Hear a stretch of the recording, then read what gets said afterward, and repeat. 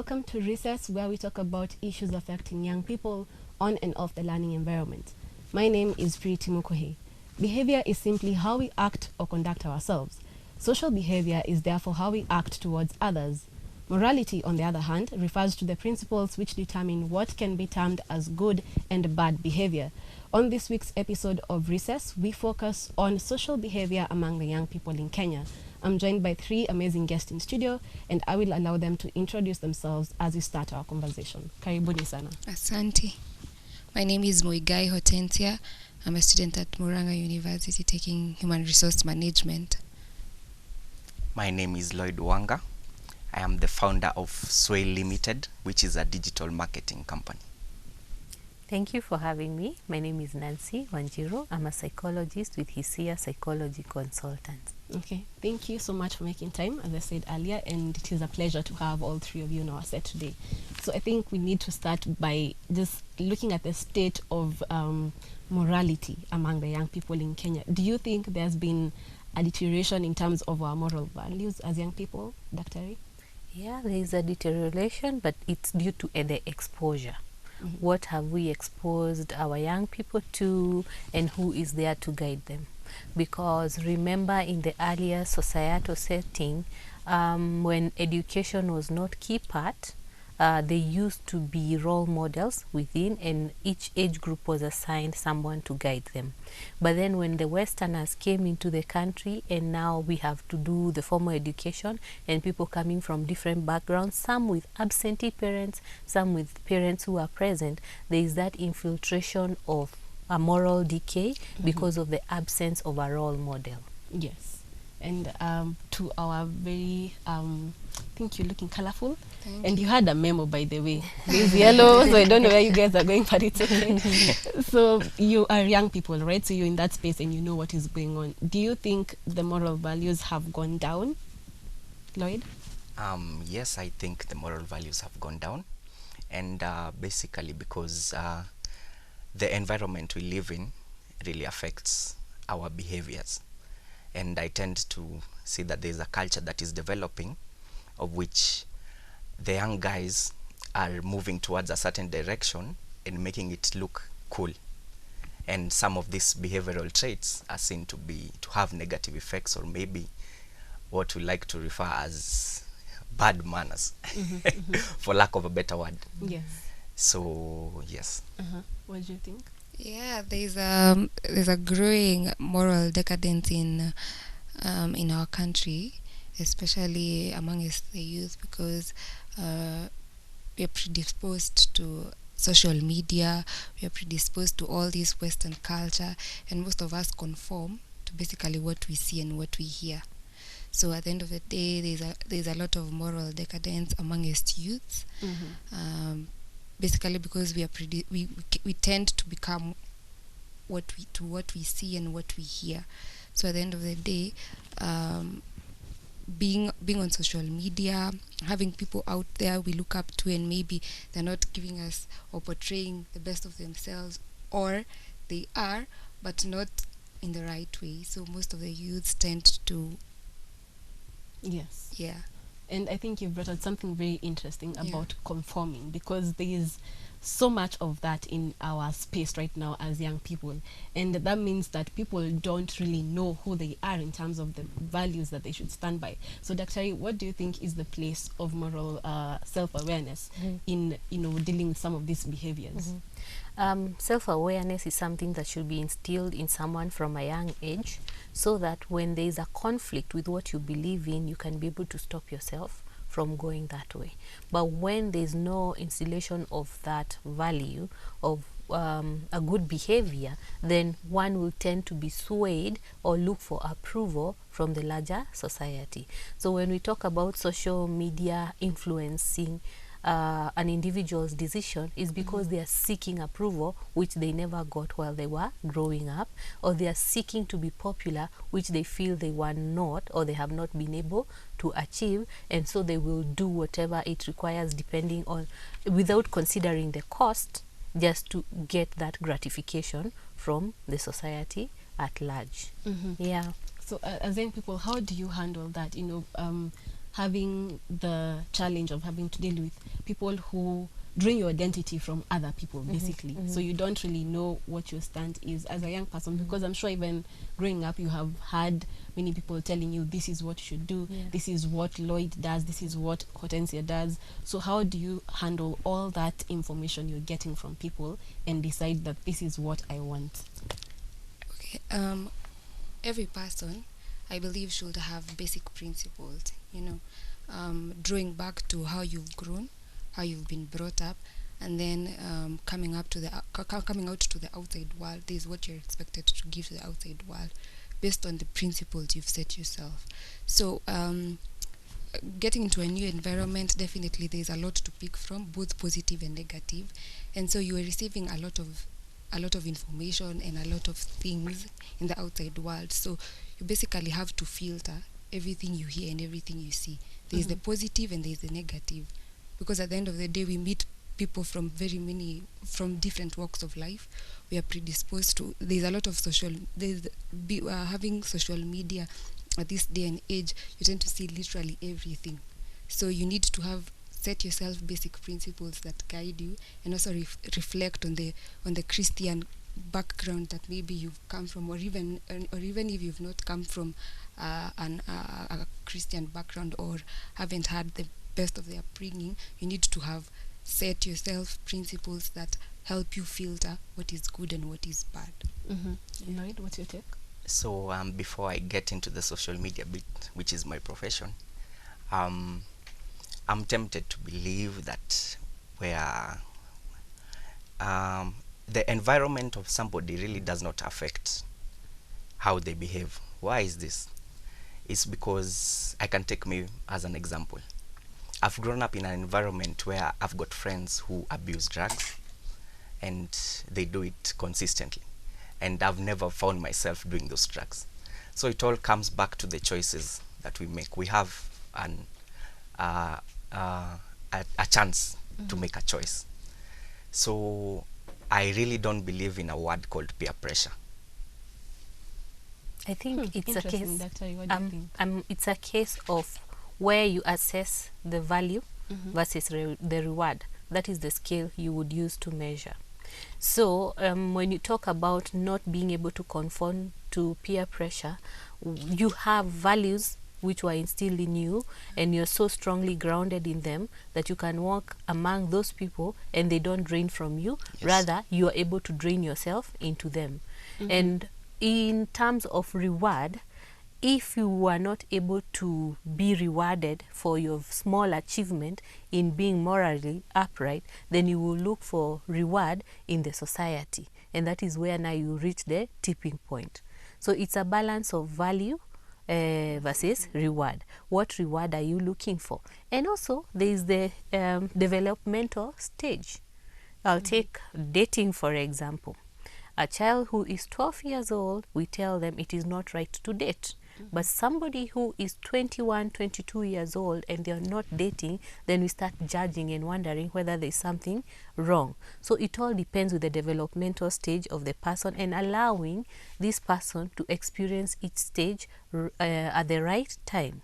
Encourage them when it is time to date, when it is time to school, when it is time to be playful as a child, so that they can draw and learn as much from these different contexts and build on the persona they are, so that they will not lack when they are out of that context. But when they have not been able to build on that, they will lack and they will keep looking for it in different places. You find men sometimes who they are not gay, but they dress up as women just for some gratification.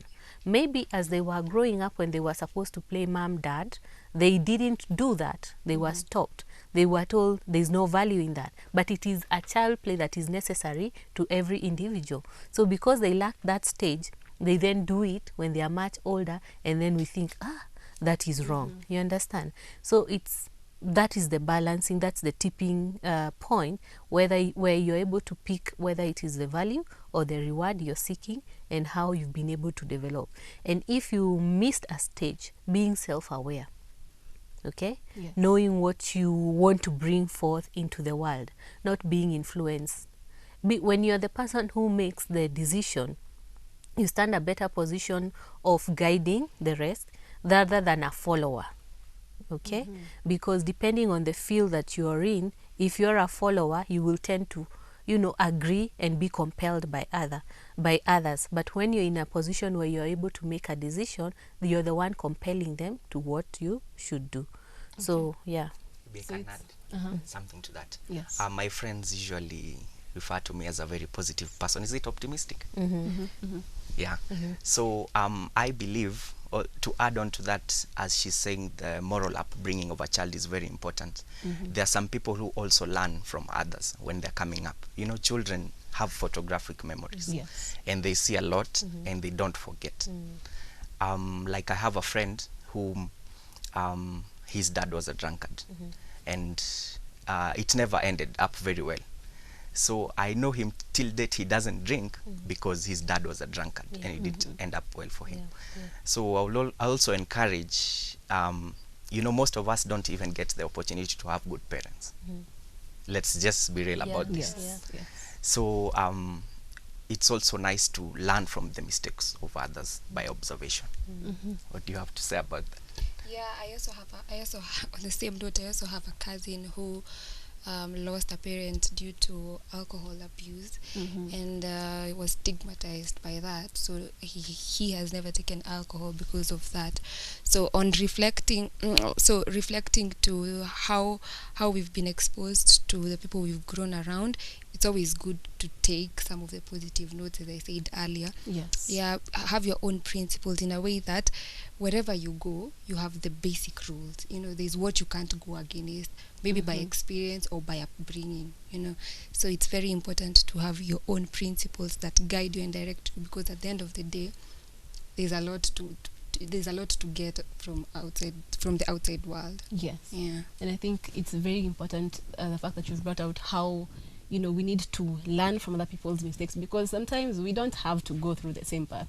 I think that's where you also miss out, because we don't have to go through the same experience and know, by the way, this was wrong. You can actually learn from other people's mistakes, and then now, if your upbringing is strong and consolidated, then it's going to be easier for you to stand your ground even in the midst of peer pressure, right? Yeah. So I think we're going to take a short break right here on Recess, but we have a lot more in store for you, so don't go far, and we have so much to hear from our amazing guests. This is Recess.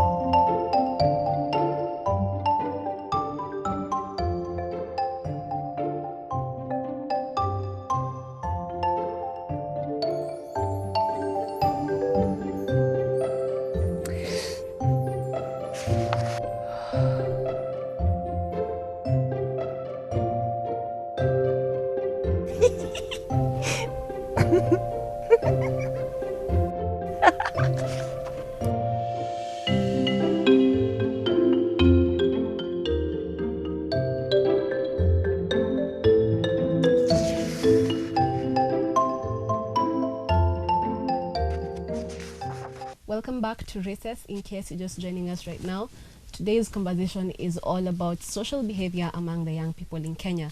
Our guests for today are Hortensia, Lloyd, and Dr. Nancy. Yes. So right before the break, we were just talking about how you need to just have your own principles that you live by, and say, this is what Hortensia does, this is what Hortensia cannot do. And do you think that moral self-awareness also affects our mental health to some extent, Hortensia? Yeah, mental health is important for every person. Yes. Because if your mental health is affected, you're not able to be productive, you're not able to communicate. So it's a very important aspect, and it's always right to take care of your mental health by not allowing a lot of toxicity, not allowing Any. toxicity in your life, Yes. because it hinders a lot of progress. It hinders productivity. I mean, being in HR, we are always alert on productivity, so you're not able to be productive. And yes, moral self-awareness has a huge impact on mental health, because once you're aware of yourself, you have a code of conduct. There's the way you behave, there's the way you respond, there's the way you communicate, there's the way you handle people, because every day we meet people from very different walks of life, so being self-aware and being aware of your morals, even without the presence of the people, because you are who you are when people are not around. Yes. You are who you are, when people are not seeing you to vet you, so at the end of the day, you need to be very aware of yourself as a person. Keep redefining yourself. Who am I? I'm in a new environment. What do I need to do? What are some of the traits I need to work on? What are some of the things I need to let go? Because at the end of the day, it's not always about the other person. At the end of the day, it's all about you. What are you giving? What are you giving? What is coming out of you? So moral self-awareness is really important, and it has a huge impact on mental, especially on the youth. Because we tend to pick very many traits and without assessing them at some point. So at the end of the day, you end up being the toxic one, Yes. and then blame other game now. Yeah, at that point. now you start on blame game, Yes. So it's always good to redefine yourself, be aware of yourself in the different environments you're in the different with the different people you're interacting with. Yes. Yeah. So there is a clear connection. A very huge connection. I think that there was a study which was done in 2008 on mental health among public secondary school students in Nairobi, and based on that study, 44% of them suffered depression. 13% of these very same students had anxiety, and 5% had suicidal thoughts. So that just points to how serious an issue mental health is. So what do you think is the connection, Dr. Ari, between mental health and moral self-awareness? There's a big connection, because when you talk of morality, you're talking of which is approved or which is not approved. Yes. Yeah, a behavior which is approved, that is moral. Immorality is a behavior which is not approved. Now, what conflict does that cause an individual to have? If at a point you behave in a certain way and the society does not agree with it, what does it do to you? Or if at a point you are exposed to, I'll use his case in point, to friends who abuse drugs, and you're not very strong in your own values, what does it do? What conflicts do you go in as a person when you're quiet? How does your brain operate, and how do you make the decisions? There are those who are not able to express verbally what they are feeling inside, and so they cluster their brain with undecided thoughts, unexpressed emotions, Yes. which brings conflict between your thoughts and your emotions, driving you to have anxiety, driving you to have depression. Sometimes you find people pull away from the society. They're not able to express themselves. So there's a big connection on what we consider moral and what we consider immoral. So understanding the level of development you're at, because if you've grown up being told this is wrong, this is wrong, this is wrong, and you get to a stage where you think the rest of your peers are doing that, and you wish to experience it but you cannot, in a way it will affect how you perceive the world, and you'll have conflict within yourself. So how do we then train or teach people from a young age? As a person, when you're going through these thoughts and emotions that you cannot be able to express, are you aware of where you can seek help, who you can talk to, and they don't judge you? Because people fear being judged by the rest. What are they going to think about me? What are they going to say about me? And that holds you back from being the truest self you can be. So being able to know, I can seek for help this place, or I can be able to talk to this person and they won't talk behind my back, they won't judge me, they'll understand where I'm coming from. there's a big connection between immorality and the cases of depression, suicide, and anxiety that we are experiencing right now. Okay, very well said. And I think it's impossible to talk about social behavior without mentioning social media. So that is your specialty, Lloyd. Yes. So where do you think you go wrong as young people? So social media is where people go to connect and communicate with other people globally. So being a digitally fluent generation, we do go our choices are influenced a lot by social media. Yes. Things like shopping, our relationships, our study habits, they are influenced by social media. But it becomes an area of major concern where we try and twist our habits to match with what the society dictates. So this means that we are trying to do what others are doing or they expect us to do. So there are two major challenges that we have seen social media causing. Yes. This is addiction, and the second one is low self-esteem. Low self-esteem comes in when I'm trying to compare myself with somebody else who I've seen online. And let's note that I'll never post a bad side of myself on social media. We do agree to that. Yes. Have you ever done that? We always post our best parts, our best experiences in our lives.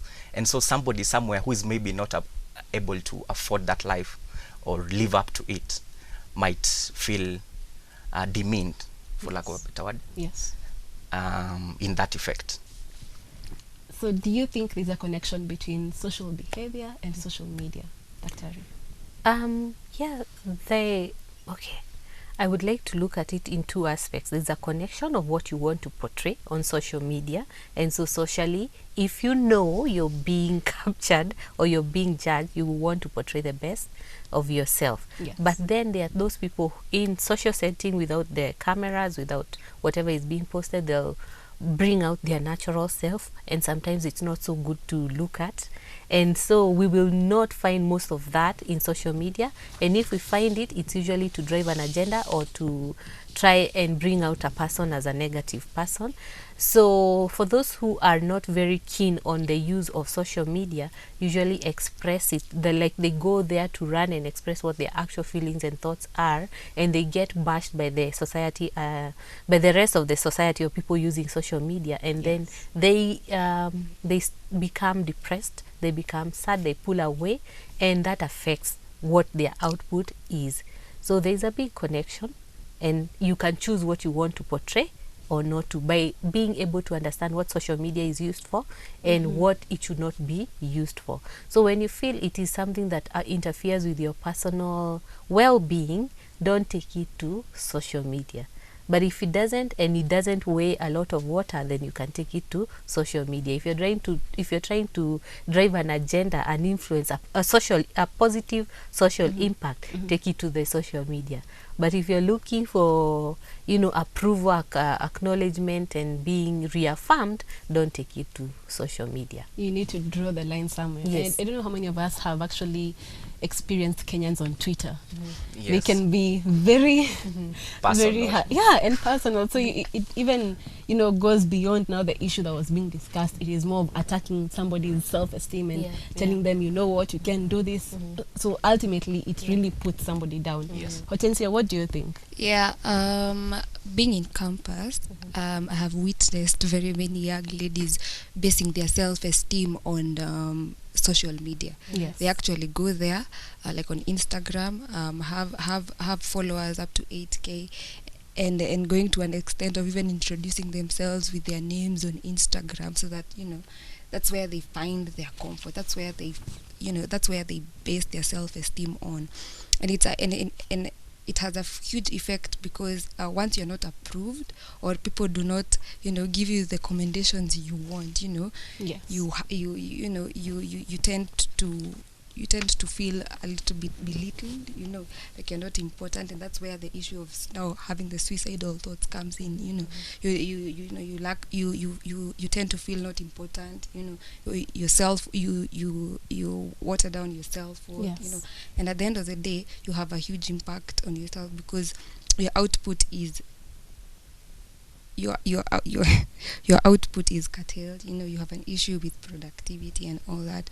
So it's always good, first of all, to know yourself, and then to get into media for the right reasons. Assessing why you're there, the purpose of what you want to achieve at the end of the day. Like he uses it to market, to do digital marketing. So it's always source of income. as a source of income. So it's always good to understand what you can get from media and the repercussions of you doing whatever you're doing with media, because we've seen people who've even been abducted through media. You want to go find a suitor, find a lover from online sites. At the end of the day, you don't even know them. They invite you over, and then the next time you're missing. Yes. It's always good to be very aware of yourself first before seeking approval from people or basing your self-esteem on media. So you need to know what value you hope to get from social media. Yeah.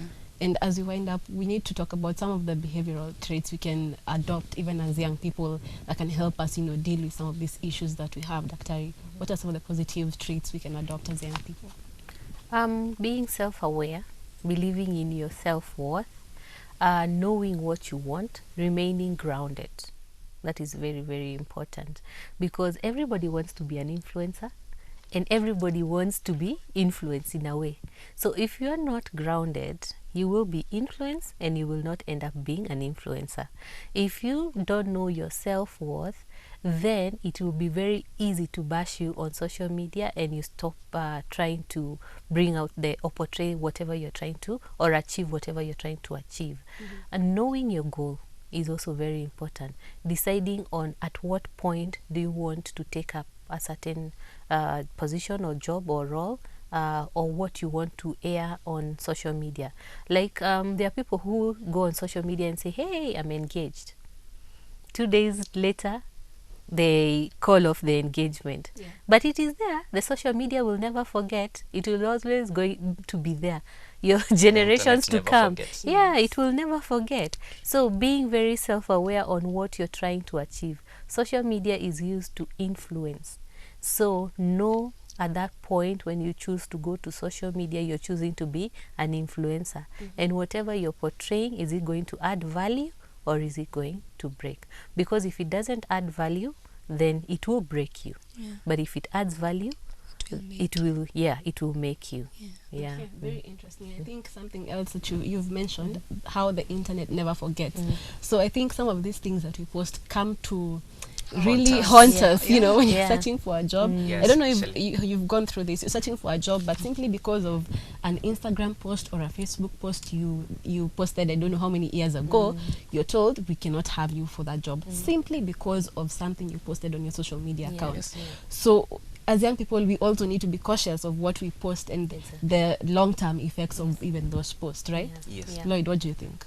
I would like to conclude by saying that we should, as Dr. said earlier, we should be very choosy and picky about the information that we send out there. There are screenshots. See, sometimes maybe you forgot to bring down a post that was sensitive, and as you've put it, these days interviewers, they know who you are by what you post, because that's the life. That's who you are. You're not pretending. That's your personality. So we should be very careful about the information that we share about out there, and as Hot put it, that sometimes the information we try and gather out there or put out there might lead to murder cases. Yes. So like all the time, if I am posting my location where I am, it's very easy for somebody who doesn't have good intentions to monitor me, locate me, and maybe do something that will be of harm to me.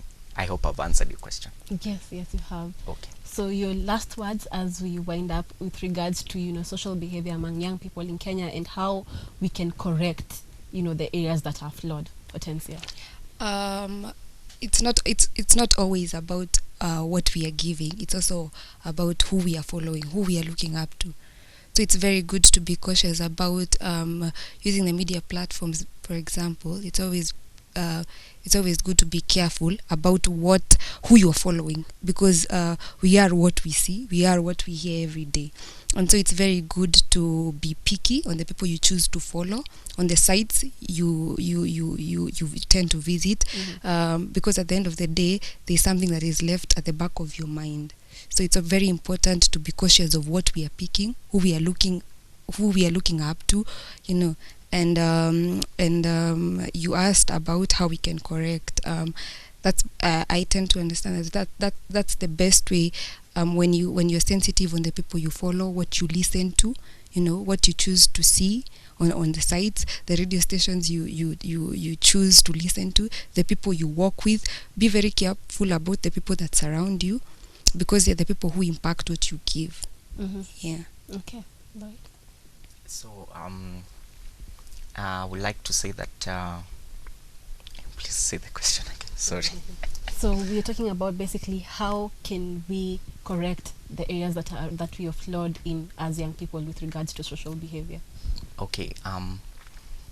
I would like to say that we stick to personal principles and morals, in that we are not swayed by the crowd, because we've seen that basically these days we are our purchase decisions are affected by what we see others doing, and that brings us to an influencer. An influencer is somebody who has the ability to affect purchase decisions of others.